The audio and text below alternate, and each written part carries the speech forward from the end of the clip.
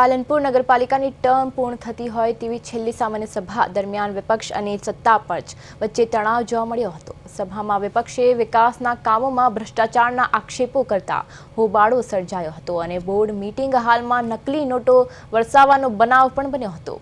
આ ઘટના બાદ સત્તા પક્ષે બહુમતીના જોરે વિવિધ વિકાસ કાર્યોને મંજૂરી આપી હતી। બીજી તરફ પ્રમુખે આક્ષેપોને નકારતા જણાવ્યું હતું કે નકલી નોટો ઉછાળનાર ડુપ્લિકેટ લોકો હતા અને વિપક્ષનું કાર્ય માત્ર આક્ષેપો કરવાનું છે, જ્યારે તપાસ કરીને મુદ્દો ઠાવવો જોઈએ।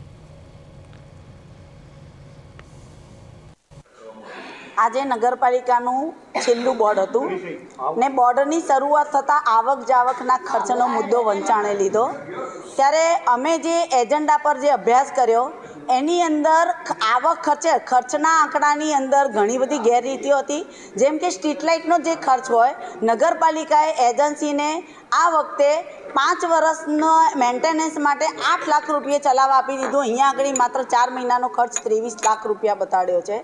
એવી જ રીતે નગરપાલિકાની અંદર આ જ એજન્ડાની અંદર આવક ખર્ચના આંકડા મંજૂર કરવા માટેથીને આ બોર્ડ બોલાવવામાં આવતું હોય છે અને ખર્ચના આંકડાની અંદર કેટલા, જેમ કે નગરપાલિકા હમણાં માનસરોવરનું જે લોકાર્પણ થયું એની અંદર જળકુંભી કાઢવા માટેના હોય કે માટી કાઢવા માટેનો જે ખર્ચ હતો એ બાંધકામ સમિતિની અંદર ઠરાવ કરવામાં આવ્યો કે ભાઈ વાર્ષિક ભાવનો જે એને એજન્સીને કામ આપવામાં આવ્યું છે એનો ખર્ચ એમનું તો કામ જ છે કે આક્ષેપ કરવાનું। હમણે પણ એમને વાત કરી કે આ રોડના અંદર, પણ રોડના અંદર ક્યારેય જઈને જોયું નથી કે આમાં ભ્રષ્ટાચાર થાય છે કે શું। એમને જોઈને તપાસવું જોઈએ અને પછી વાત કરવી જોઈએ। ખાલી ને ખાલી જનરલ બોર્ડ હોય ને એના અંદર એમને બૂમો પાડવી અને વાદો કરવો અને મીડિયામાં આવવું, આ એમનું કામ છે। બાકી કોઈ આ પ્રકારનું છે નહીં।